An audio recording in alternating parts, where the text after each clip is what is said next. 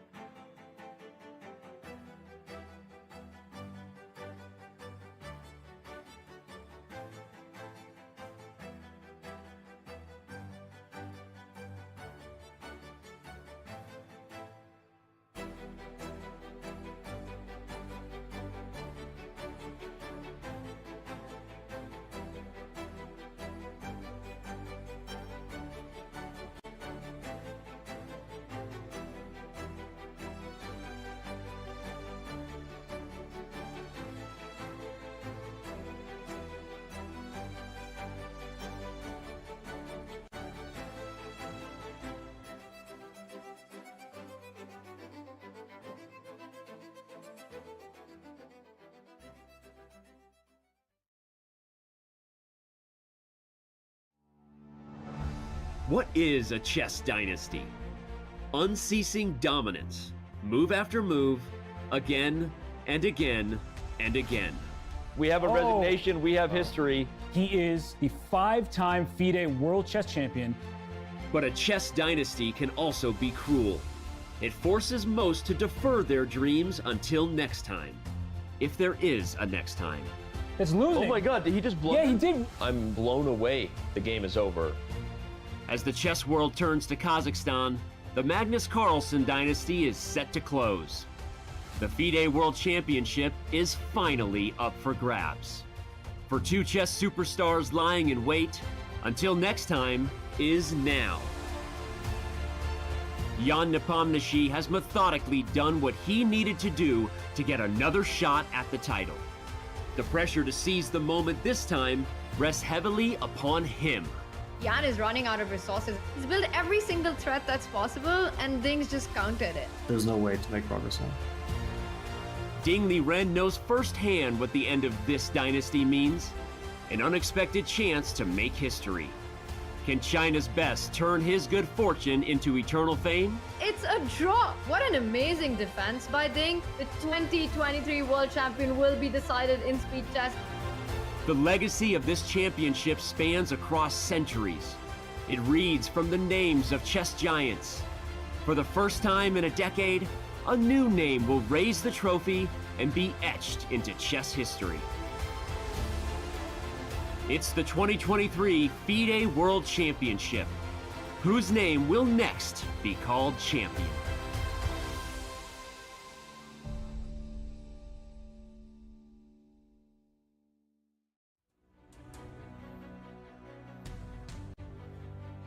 It's Championship Sunday in Astana, and not far from here are the buzzing halls of the St. Regis Hotel. Like every game day today, Nepomniachtchi and Ding Liren will step into this playing arena. But this is like no other day. They'll walk into the classroom and today, with the stunning trophy inside, play their hearts out. And in the end, one of them will be the new world chess champion. The press is ready. We are ready. Welcome to our coverage of the playoffs for the 2023 FIDE World Championship. I'm International Master Tanya Sachdev, and alongside me, the crew, Grandmaster Robert Hess and a Grandmaster Fabiano Caruana. It's going to be an intense day of chess. Robert, has this been the most unpredictable World Championship match?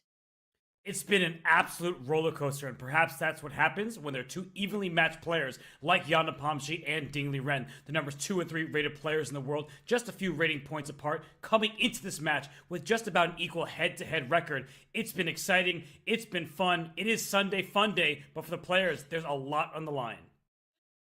Fun day, I love it. Fabi, with your experience of the 2018 tiebreaks in the World Championship match, how difficult is today for the players? It's going to be incredibly difficult for both of them. And we can't pick out a clear favorite, I think. We see that the players have been completely evenly matched in classical chess, battling back and forth, but still reaching the 7-7 score. In rapid chess, I think they're also going to be completely evenly matched. Although it's possible that in just 4 games, one of them will break free, and perhaps it's even likely that we might see it end before we get to the Blitz. But in Blitz chess, who knows? It's going to be a bloodbath if it gets to that point, and at that point, anything can happen. That's going to be crazy, but we've seen all kinds of crazy in this match. Vishy Anand, the 5-time world champion, an absolute legend, called it one of the most exciting matches in recent history. This match has been jaw-dropping from the start. We saw lots of decisive games, 5 decisive games in the first half, including a psychological meltdown in Game 7 by Ding. Game 8, Nepomniachtchi with his trickiness survived a tough scare.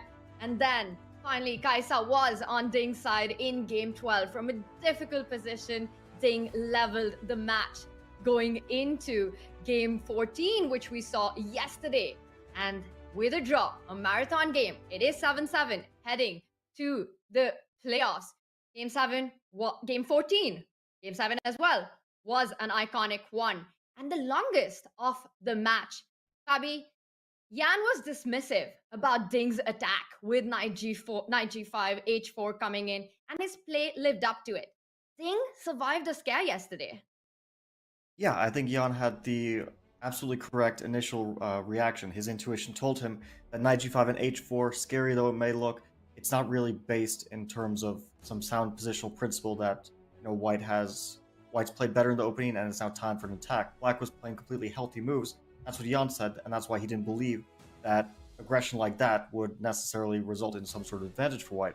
And we actually saw the opposite, that Black was the one who was taking over in terms of the evaluation, maybe not in large part until later in the game, when it suddenly started to get super, super dangerous for Ding. And we were starting to think maybe today is going to be the day that we'll see a world champion. But the day was delayed. Today we will absolutely see a world champion, but yesterday Ding held up. His defenses held up. It was a 7-hour game, and I think we can't underestimate how difficult it is to play precisely after those 7 hours and also after the preceding 3 weeks of chess that we've seen, especially very bloody chess. But Ding's calculation held up. I mean, whether he was tired or not, he played all the perfect moves in that rook endgame. and he survived a big scare. And perhaps Jan is a bit disappointed, but we just have to say that Ding was up to the task.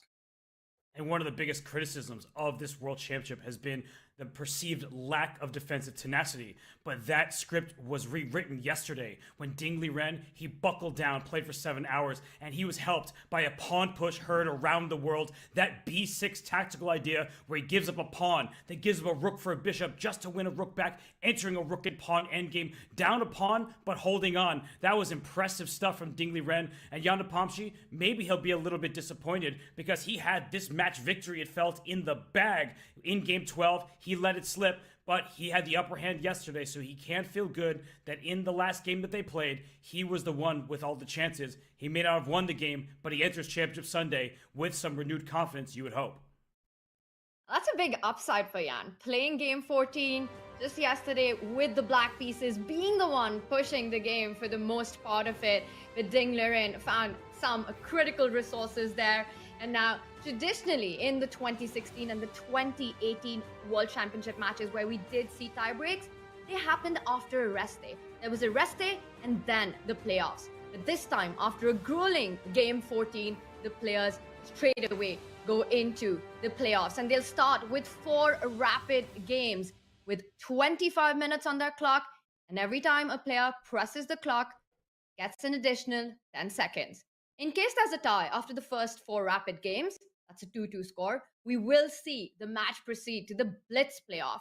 And that will be a best of 2 with a 5-minute and a 3-second increment. If that one ends in a tie as well, then we go down to the final tiebreaker, which will be with 3 minutes on the clock for each of the players and a 2-second increment. The games will be played out till we have a decisive result. Robert, we're going to start with rapid. We're going to potentially have blitz. Is there, in either of these 2 formats, a big favorite? Such a big question. I know that's what the people want the answer to. Who is going to win today? And going into the rapid portion, we do not know. I know Ding Liren, he has the slight nod in terms of rapid rating, but he's inactive over the board. And Jan Nepomniachtchi has played some excellent speed chess. He won the Rapid Chess Championship in 2022 on chess.com. He beat some big names along the way. So I feel like it's hard to pick between these two. They are both well tested online and over the board. They have been at the top of chess for over a decade. I don't know who to pick. It is going to be an amazing fight, and we do know that the players have played each other a bunch of times in speed chess as well. These are their head-to-head scores, but fast scores are the least of the concerns for these 2 players today. It's a totally different universe that they're in. None of the rules apply here. The only takeaway that we have from this graphic in front of us is that it's going to be a close call. As Robert said, it's hard to pick a favorite. But then we didn't need a graphic to tell us that it's going to be a close call. It was clear in the classical games, just the kind of fight that we're going to get today. Now, what's going to matter today is going to be energy. Both are extremely fatigued, not only from game 14, but all the games preceding that as well. It's been a big fight from the very start. It's going to come down to who has those extra seconds in time scrambles. Grit, determination, stamina will come into play. Fabi, is it fair to say that today will be more about the player who makes the last mistake and less about accuracy?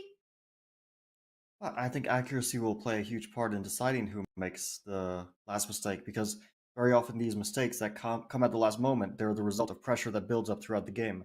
So if you're on the back foot throughout the game or throughout the day of rapid chess, then that's likely to lead you astray in those critical moments, because we know the pressure, it's not just a momentary thing, it builds up in your mind and your body.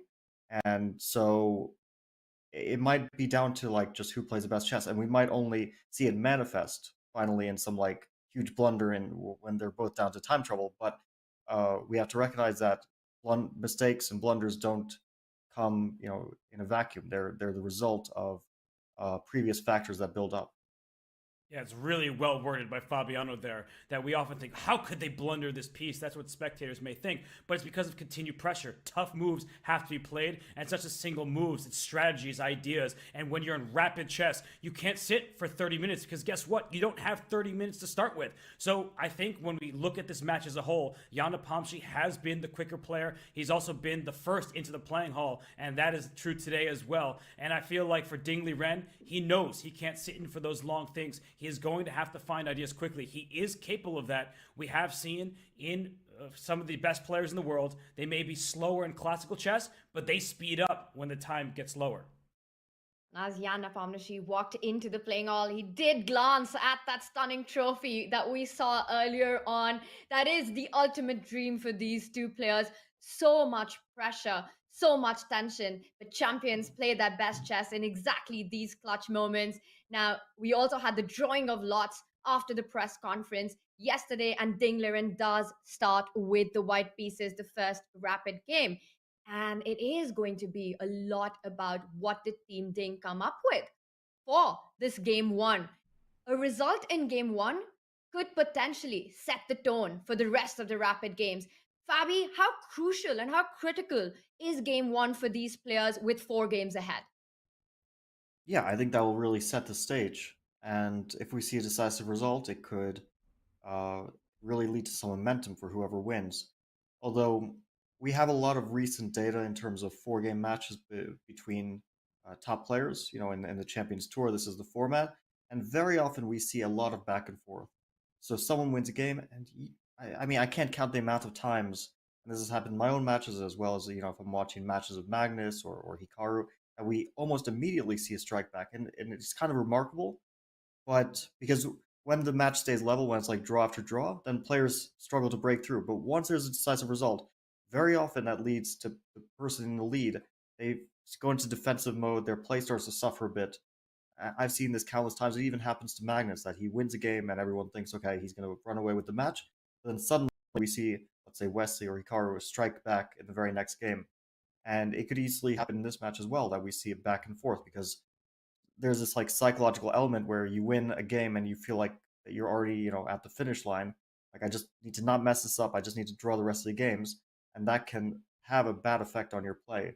So from what I've seen a lot, there is that tendency for there to be not just like a clean, decisive game followed by draws and a clean victory, but a little bit of a struggle there. It's going to be a big struggle for these two players, and Ding Liren with the white pieces, Jan Nepomniachtchi with black, looking ready to start. And Robert, before we get the game action going, this one's for chat, and this one's for both of you, actually. A prediction. You know I love predictions. Will we see this match go into blitz? And I'll start with Robert. Always put me on the spot. I do not think that we're going to blitz. I don't know who's going to win, but I do think we will see a champion crowned in rapid. Mistakes happen more frequently in quicker time controls. I think one side will take the lead and will not relinquish it at a certain point, and so we will see a champion crowned in rapid. Robert predicts a match in rapid. What about you, Fabi? I'm going the opposite direction. I think we've already seen so much back and forth. I don't think it's going to stop now. And I think you might call me superstitious, but I think there's going to be an element of fate here in terms of the dramatic twists and turns in the match, and that will continue. And it just feels like these guys are so evenly matched that it's hard to imagine them not going the distance. And we do have the first move on the board. Ding Liren goes with the trusted queen spawn opening that we've seen him employ in the match so far. And this is a new position. First time in the 2023 World Championship. Well, when Ding is playing with the... yeah, I like it too. When Ding is playing with the white pieces, every opening is a new opening. He has played pretty much everything you can imagine after we see d4, knight f3. He played one time the London system, bishop f4, one time the Coley system, e3. And now he's going for a third move, c3. Will we... I mean, he doesn't want to put that pawn on c4 anymore. So he's choosing between all these small systems that are kind of a little bit interesting, a little bit poisonous. I know the c3 system because Levon was quite enchanted by it. And I don't know if you remember, Robert, when we were at the Olympiad, Levon was telling us a bit about this c3 stuff. And It's an interesting little system. It's like a modern approach trying to pose black some original problems, and we see already Ding took a pawn and is trying to hold on to it by any means. Bishop on e3, a bit unusual, but it does defend the pawn. Yeah, and I actually really like these approaches when it comes to quicker time controls. And this is rapid. And you may see Ding's clock at 25 minutes and 56 seconds and be wondering, didn't they start with 25 minutes? They have increment. They will gain some time with every move. They will gain 10 seconds. And I like stealing pawns.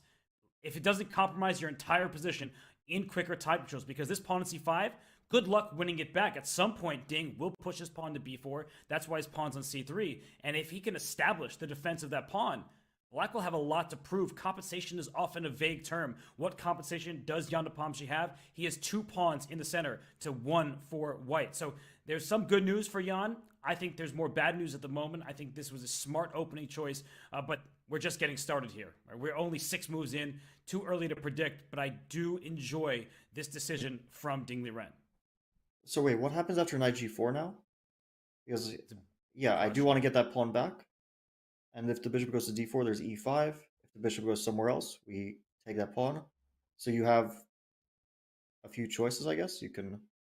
He decides... I would not have advised going for this if I were Jan, and he didn't. He castled instead. But he does, after d4, he does regain the material because the g4 pawn will be hanging. And yeah, you might be right that after knight e4, maybe the h-file being opened is actually to white's benefit. But we didn't see that. We saw castle and Ding decided to hold on to that pawn. I was going to say, like, instead of bishop g2, he could have played b4 as well. Just, yeah, clinging onto that pawn. And now knight to g4 comes. Wow. So Jan knows this position. He must, because that knight may reroute to e5 and over to c4, control some of the squares. But Tanya, I was saying I like grabbing pawns. I know Yasser Saron will be proud. What about you? Do you like white's opening choice thus far? I don't know if this is something I would go for in a game, but Robert, I love what we're seeing. And to just add to the excitement, after Jan Nepomniachtchi made the move knight c6, that's a position I don't have in my database. It's a brand new, fresh position right out of the opening. Now, when you're playing in a rapid game, time is such a big factor. I don't believe that Ding would have played on in this fashion and in this manner in a classical game, but in rapid, this just makes it so exciting and so fun. Ding Liren hanging on to that extra pawn and bishop d4 on the board. The ideas that you were talking about, e5, it reminds me of some kind of a Grunfeld way of trying to win a pawn back, but reverse in colors. So definitely sort of thematic here to try and get e5 in to go into those complications. But this is fire on the board from the start. This is more than what we could have asked for in game 1 of the rapid. And Robert, I love the position that we have. It's going to be fun. Tanya, quick question. So you said what moves had been played? So queen c7 was Jan's pretty quick choice here. So this is still familiar territory, or do you think they're starting to get on their own? Bishop e3 is actually when it stops. After bishop e3, shot castle has been played 3 times, and that's about it. So already it's a very fresh position. Knight c6 never been played. It could be some sort of a transposition, and which is why I'm so amazed to see the speed with which Jan Nepomniachtchi is playing. Fabi, you mentioned that Jan is perhaps familiar with this sort of a setup. Wait. Now after e5, I don't understand anymore, because there we were getting h3 and the h file was opened, and black couldn't take on b4 in the end because there was queen b1. I don't know if we can just like show that very quickly. Like if we go the previous move. Instead of queen c7. Yeah, I think that queen c7 was quite a clever move, because here e5 h3, ed4, hg4, dc3, knight c3, and if knight takes b4, which is a very important pawn, then queen b1 would win the piece because of queen h7. So that's why I'm a bit surprised that he castled now, because with the rook no longer on h1, all of this stuff, well, knight takes b4 can be played. And it's still a question. Knight takes b4, there's a3 in that final position. If we go down the same exact line. dc3, knight c3, knight takes b, or no, I meant like knight c3, and if knight b4, then a3. This is a pretty critical line, I think. And that, I was going to say, Fabi, that's why Jan is sitting and thinking. This is really deep stuff. So, you know, we see the engine off to the side saying white is better. Do you think Ding knows this position? He might. He's playing very quickly, and he didn't really pause after queen c7 either. And this is some kind of this is like a very concrete position. So you would to figure these positions out. Yeah, I think that he must know this position. It must be in his prep. He continues And to that blitz looks at h3 on the board, e5. We might be seeing this line, and we might see a bishop drop down on that long diagonal in the end. Robert, I don't see a way for white to actually avoid, for black, for Jan to actually avoid this setup that we're looking at with a3 in the end. Yeah, I mean, maybe you can retreat, and I'm just scared of the variation we were looking at, and Jan will be digging deep right now. He's down on the clock. People might be surprised by this. Wasn't Ding Liren the one who was always in time trouble? But he has come extremely well prepared. He answers the question, excuse me, Ding, your preparation was supposedly leaked. You haven't been pressing with white so much, at least not in the opening stage. He came to answer that right here, but knight f6 as a retreating move. The e5 pawn is defended twice. That would force the bishop back to e3. And so what I'm saying is that black has this strong center. White has the extra pawn. Fabi, how do you assess that trade-off? I think black always has a degree of compensation. It's something which you're a bit hesitant to go for because there's no like concrete follow-up after knight f6, bishop e3. You'll play a move like you can play rook to d8, you can play bishop to f5. You have like various ways of playing the position for sure, but nothing which immediately gets back to pawn. Very often black will maybe even play b6 and just try to trade off that pawn and then use the open a file and the better structure as compensation. But it's one of those, yeah, here like maybe b6, b5 you get scared of. This I think, okay, we can kind of live with this kind of compensation perhaps. But after b6, b5 is a bit concerning. But he doesn't go for it. He goes for the concrete option. I'm not surprised because it feels like it's just maybe a bit more practical with the black pieces in this situation too. So let's see. Knight takes e3 is going to be played. I assume so. And then I think he has to play knight takes b4. What else? I mean, knight d5 is too big a threat to ignore. So you got to get rid of that pawn.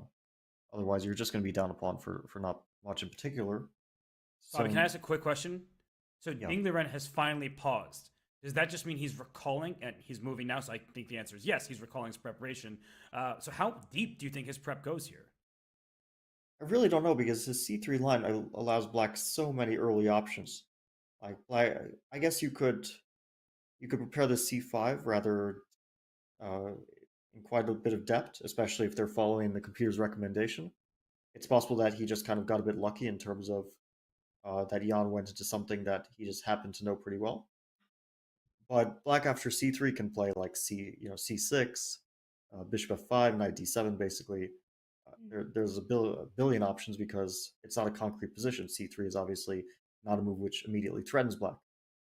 So that if he's actually in prep, it's quite remarkable that he managed to get this position in his prep. I mean, there were so many options for both sides, early on. So now the question is, you have a bunch of logical moves with black. You have bishop to f6. I think, Tanya, you mentioned this idea is Fabi. super logical. Fabi, bishop f6, and I just want to point out one small tactic. Black should not get tempted to take the c5 pawn. Queen c5 here, which hits the knight on c3. And of course, if white does recapture the b4 knight, black's a happy camper, picks up that knight on c3. But there is the intermezzo with the knight jumping to a4. Now you've got a double attack going. You hit the queen on c5. Next move, you pick up the piece. And you're basically just winning on the spot. So queen c5 is a little trap here. And as you were saying, Fabi, the knight cannot retreat. The d5 pawn is hanging in the current position. So bishop f6 would make a lot of sense. It's on the board, hitting that knight on c3. Are we expecting Ding to simply sidestep with that rook, bring it to c1, defend the knight, and renew the threat on the knight on b4? Rook c1 makes a lot of sense, or a takes b4 makes a lot of sense. A b4, bishop c3, rook b1, because you're saying that your queenside pawns are kind of valuable. And let's say bishop takes g4, queen takes d5. On the other hand, black does have the bishop pair. But those queenside pawns are pretty menacing, and the bishop on c3 is a little bit out of the game for the moment. Maybe a5 was actually important instead of bishop takes g4. Maybe you really need to break up those queenside pawns ASAP, and probably win the c pawn. I guess black is going to be doing very, very well here. So maybe Ding will play rook c1, as you mentioned. Very logical. Can't be a bad move. Kind of forcing bishop takes c3 because you don't want to lose your d5 pawn. On the board. We might see all of this. So the move rook c1 was just played, just to show what happened here. Protecting this knight, And yeah, Fabi's saying you have to take this knight, because if this knight retreats, thank you very much for your central pawn with tempo against your queen, against your bishop. White would be up a pawn and just with the advantage in all directions. So I think that bishop takes is forced. But in this line, bishop takes, rook takes, knight c6, queen takes d5, bishop takes g4, we see equal material. But white is very active here on some nice squares, but how much is this? Yeah, it depends on if white can generate some threats quickly, because if given time, black will be positionally doing completely fine. Of course, black is not going to be better. Black is still, at best, going to be equalizing. But after bishop g4, yeah, I guess, does he have options besides bishop g4? He does have maybe a move like rook to d8. Also makes a lot of sense. Fabi, does white actually have to take this pawn? Because that's a long-term weakness. So now I'm just thinking, can white push this pawn to g5? Yeah, g5, rook to d8. So how is that going? And then and then knight d4 or something like that. Yeah, that's what I was thinking. Yeah. But then queen to e5 will, that g5 pawn is also a weakness, which is going to be, the knight may be tied to the defense of it. And also if black gets d4 here, I'm starting to think that black is gaining a lot of very important space. Right. So and how would you continue? c5 pawn is loose as well. So I have some nice looking ideas here, but I also have to be worried because my pawns, white's pawns, are very loose in this position. And yeah, it's a bit of a struggle because knight d4, as you point out, queen e5 is a nasty way of attacking the knight in the center, attacking the g5 pawn. Yeah, this is getting a little tactical and maybe good for black. To me, it looks like black is equalizing here. You can still take on c6, play queen d2, but you're not absolutely thrilled to have taken on c6 and helped black deal with the weakness of the b7 pawn and also the weakness of the d5 pawn. Now both of those pawns are quite secure. So this is definitely an option. Like it looks like a position where white can certainly play on, but probably not for serious chance of an advantage. Yeah, g5 is an option, queen d5. Those are the two moves that Ding will be thinking about here. I have to say, I think both players approached the opening quite well. Ding had some original ideas. Jan played quickly and it seems like in a very healthy manner. So far so good for both of them. Yeah, and Tanya, I guess, I just asked Fabi, got to ask you too. Would you grab this pawn on d5? I know it's hard to pass up. Or would you push this pawn to g5 and say your isolated pawn is a long-term weakness if I can accurately play around it? Robert, I have to admit that g5 would not have come to my mind, but the moment you pointed it out, I love that move. g5, you kind of just hold on to your own g-pawn and say d5, long-term weakness, and I'm going to try and target it. The line that we were looking at with that pawn perhaps advancing to d4, after g5, rook slides into d8 to defend it. You're threatening d4. White can have long-term plans of shifting the queen away from d1, doubling up on the d file. I just feel that I can start targeting your d4 pawn. My bishop on g2 will be an absolute monster once you push d4. Look at that long diagonal. And yes, g5 is a grandmaster level move. I'm not sure how easily I would have found it, but the moment that you mention it, I do like it. I do like g5. And the fact that Ding has slowed down at this moment, hasn't just automatically captured the pawn on d5, he's definitely looking at that. And we've been talking about who this opening has been a success for.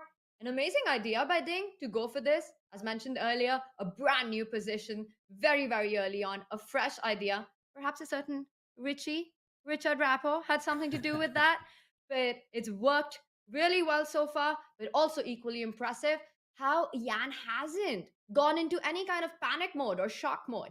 He's been playing fast, and so far, so good for black as well. Big option.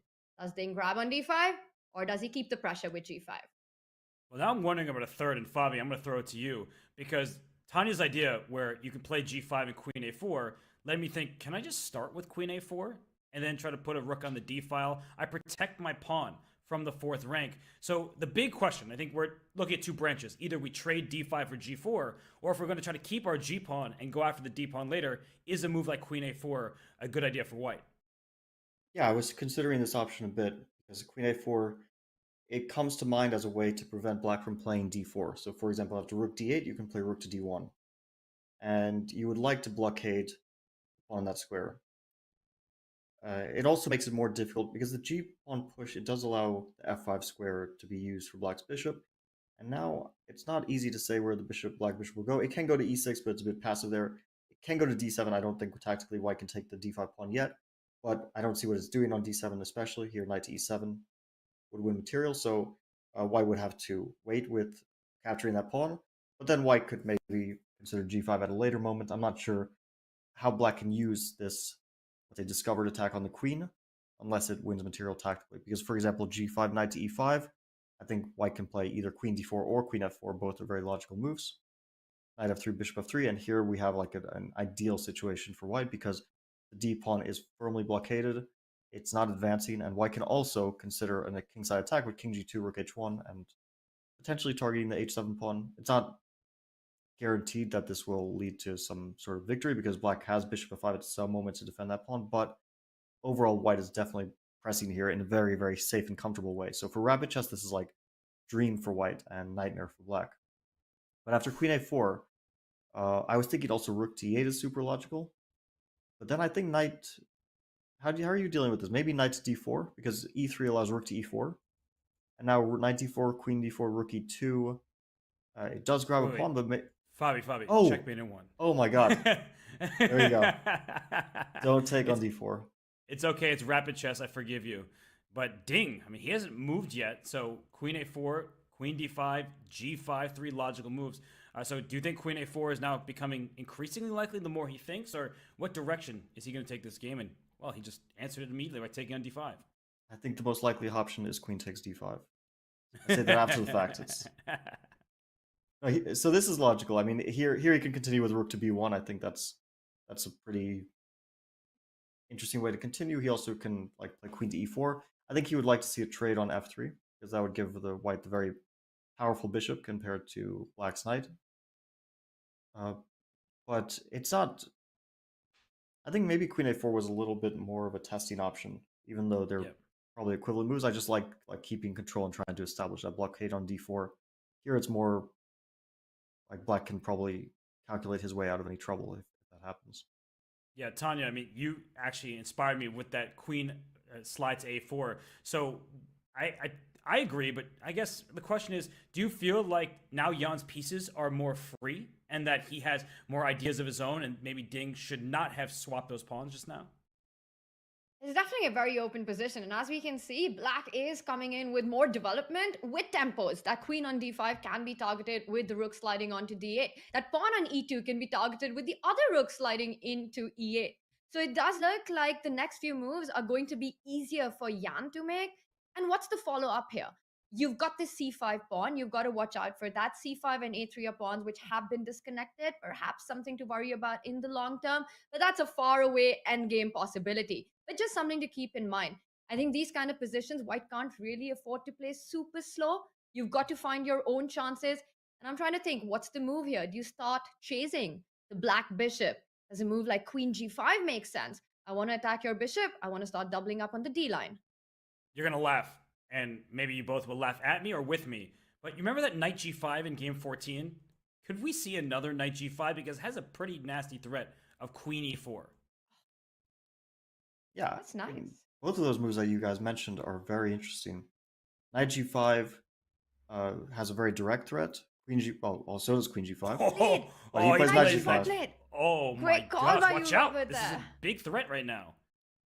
So we can deal with this in a few ways. I think maybe queen e7 allows rook e3 though. That could start to look a bit dangerous. Queen to f6 suddenly is forced, and then white gets some time for knight to e4.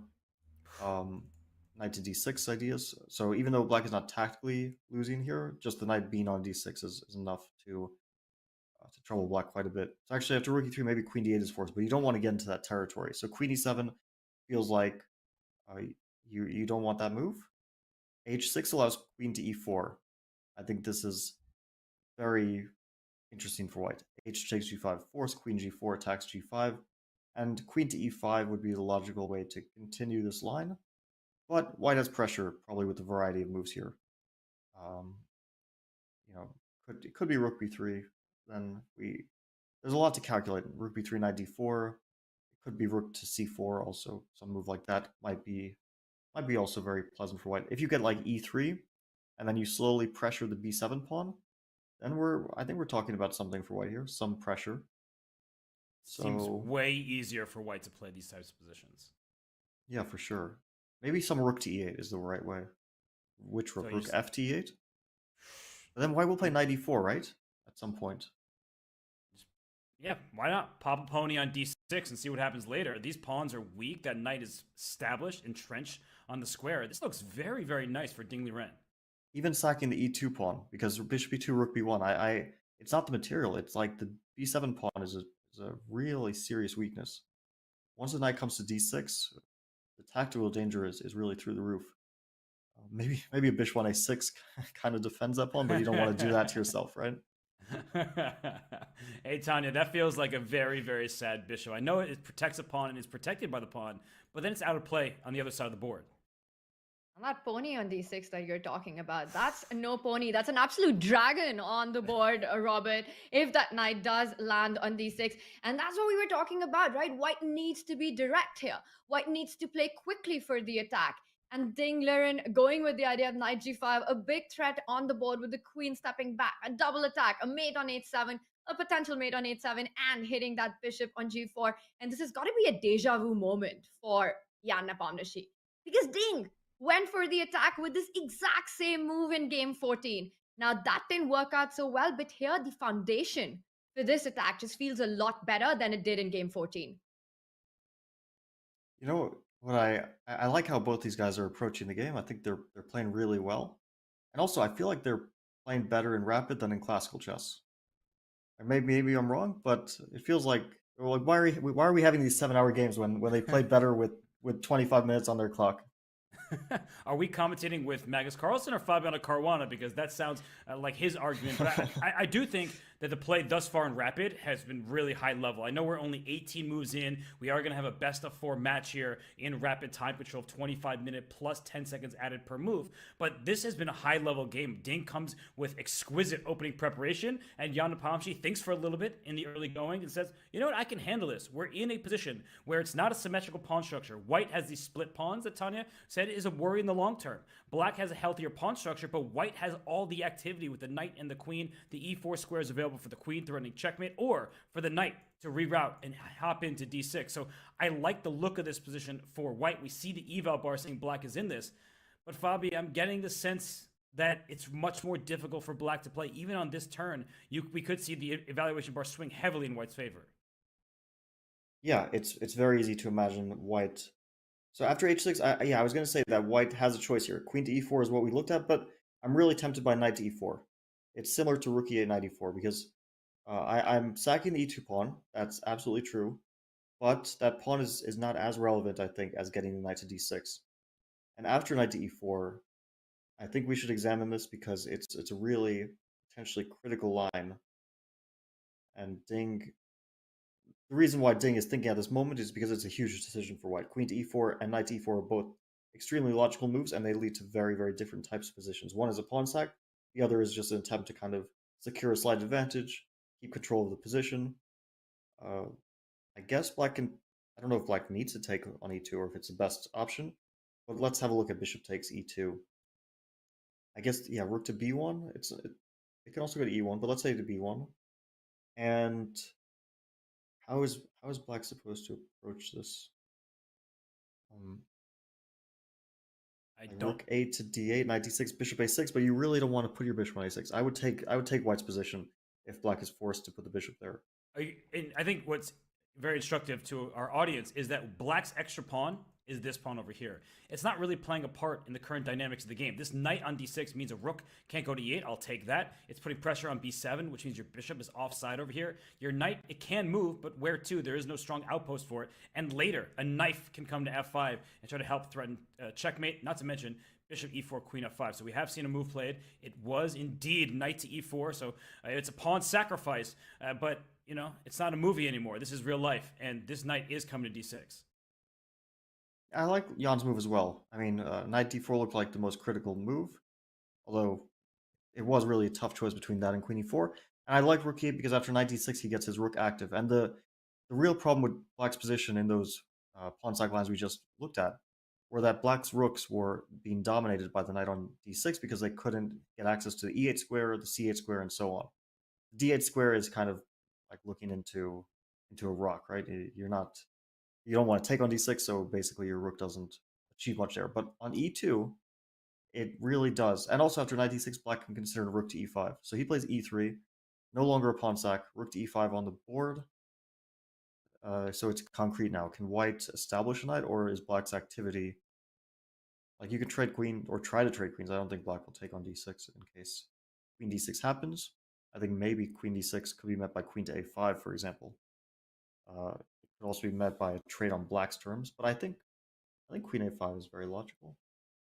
And Is one there thing, an insane tactic with queen d6, queen a5, knight f6, or is it? Yeah, it's The probably rook on just c3 insane, but the is... tactic doesn't work. Yes. but it's such a really instructive idea that knight f6, you give up a knight to take this knight here, and you're trying to go after, well, these pieces, but unfortunately this rook on c3 is loose over on the queen side. But that idea, knight f6, by the way, can't happen if a rook comes to c4 or something on the 4th rank. This bishop is also loose. So Tanya is eyeing for some kind of knight f6 check tactics. This knight, of course, can also sink its teeth into d6, and black can't afford to make a move like b6. You're opening up this side of the board, and then your knight f6 tactics will play a part. After taking on b6, there will be knight f6 and getting this knight here on c6. So it's a very precarious spot for Jan Nepomniachtchi. He is up a couple minutes. So Tanya, what do you make of this? First, Ding was ahead in the clock. Now Jan, he's stabilized the positions to some extent, and now he has a slight lead on time. It's a 2-minute lead, and in a rapid game, that could count for a lot, just depending on how quickly he makes the next few moves. But I like the way how he's handled it. Knight d6 is still a scary threat to deal with. This is a game for all 3 results, where draw is perhaps the least likely. That knight jumping on d6, and I still prefer Ding's position. I think Team Ding can pat themselves on the back for how well the opening has worked out for them in this game 1 of the rapid. I'm with you, Fabi. So knight d6, we know that's the main idea. What happens next? Like, what is white's plan to pile up on either b7, or what's the main idea to follow knight d6? Yeah, I think if white knight d6 happens, white continues with rook b1, and black really actually just needs to avoid that scenario. So it's not even so much what does white do after knight d6, it's really how does black avoid that, because let's say we put rook d8, knight d6 on the board, I think it's already just a pretty bad position for black. And the main issue for black is that b6 would be nice, but it just probably tactically does not work after cb6, queen d6, rook d6, and b7, I think. Is that... I mean, it's actually quite sharp, but knight b8, rook c8 does seem to win the game. So, Wow. okay, this is really close to being okay for black, but unfortunately for him, it doesn't seem to work out. But Fabi, it's relevant because rook d8 was just played. And just to remind everybody how we got there, the first move of the variation was rook d8, which earned a question mark. And you said as much. You said rook d8 is not a good idea. And the knight just plants itself on d6. And the advantage is growing for Ding Liren. And black has no active counterplay at the moment. Rook b1 is obviously the next move. And b7's in huge trouble. I think he missed the b7 in the end. He was probably thinking b6 works out. And maybe he should have played queen a5 instead of rook d8, because like before, my second point before he made the move was going to be that white black needs to prevent knight d6 at all costs, and maybe queen a5 was a way to do so by trying to target the c5 pawn before. Because now after queen a5, I think it might be too late to target that pawn. White can just try to defend the c pawn with maybe queen c2. There might be other ways, but then black has to deal with the knight b7 threat. So I think black needed to get ahead of the knight d6 move, and he maybe thought he was by playing b6 here, but b6 we saw it just doesn't work tactically because the pawn on b7. It's a bit surprising maybe visually that black doesn't have knight b8 there. It feels like black is able to cover the 8th rank with something, but after b7 you just don't have anything to cover the 8th rank. It's just very concrete. One move and black would be fine, but so he's gonna do something else, because this is clearly. But b7's extraordinary. Every other move, it seems like black has chances, but b7 would win the game. Instead, rook h5. So this feels like rapid chess. We are seeing a rook come to an open h file. Is there going to be a checkmate? Well, if this knight gets the e5 into f3. So Tanya, I know the eval bar is going up in white's favor, but this is at least double-edged. Yeah, this is why you don't care about what the eval bar is saying, because your opponent makes a move like rook h5, knight e5 ideas, and also queen d7, bishop h3. I really want to get my queen onto that h file to give a checkmate. These are things that you start thinking about, you start worrying about. White's plan is clear. White wants to go for the b7 pawn. Jan's plan is clear. He wants to go for Ding's king here. Who gets where faster is the question. I'm expecting Ding to slow down and actually judge how dangerous this attack really is. A move like rook b1 is what he's considering, but then just does black start following it up immediately with a trade off the fianchettoed bishop on g2? That is the key defender in white's position. It would be an absolute dream for black to get these bishops off the board. I have to show. Fabi, I know what you're going to say, so let's say it together. That rook b1, there's knight to e5 because if the rook takes b7, thank you for a free pawn. I'm getting your queen. But knight f3 check is devastating. If you move your king, thank you for your queen with check as well. If you take, bishop takes, that is unstoppable checkmate on h1. So rook b1 would be a huge mistake from Ding Liren at this point. Yeah, absolutely. Rook b1 allows, I mean, it would be very strong enough for this knight e5 idea that you demonstrated. And then the question is, how does white deal with both the idea of knight e5 and the other idea, Tanya, that you mentioned of bishop to h3? Because if white made some passy move like a4, I think black's idea would not be knight e5 because then f4 would come, but to play bishop to h3. And obviously a4 doesn't, wait, what, the Valbar didn't, a4 was my kind of demonstrative move.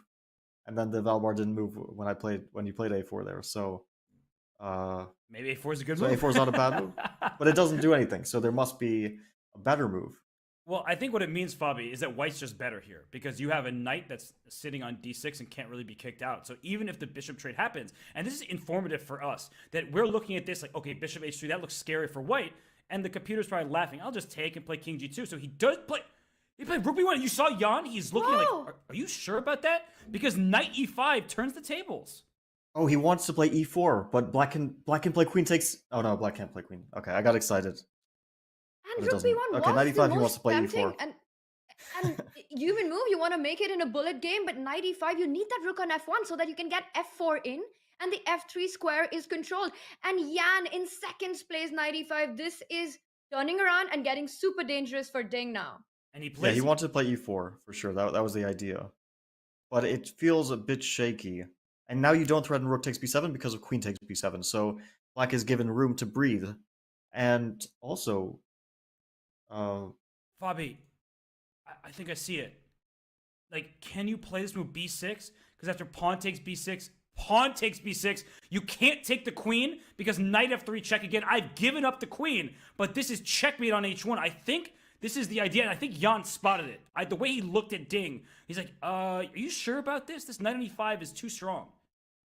Yeah, that's beautiful. So when I got excited earlier, I was going to suggest queen takes c5 with the same idea, but after rook c5, I did by this queen sack. But I heard you say queen takes c5, and I didn't show it because I didn't want to put you on the spot blundering this position. But you gave me the idea, and so he plays b6. Jan spots it. He spots the queen sacrifice. Are we going to see that happen? No, well, Ding will not take the queen, but this is a brilliant find by Jan. Wow. But for sure, Ding will not fall for it. Oh my gosh, what in Does he have time to put in f4 here? He might, but then there are all sorts of problems around this king on g1. It's very open on the king side, and this rook on h5, it looked like a strange move. You're saying you're tunneling on attack. That's not going to happen, but it might happen. I mean, this is a huge attacking possibility, and Jan Nepomniachtchi, Ernest Hemingway, I believe it was him, once said that courage is grace under pressure. He was under pressure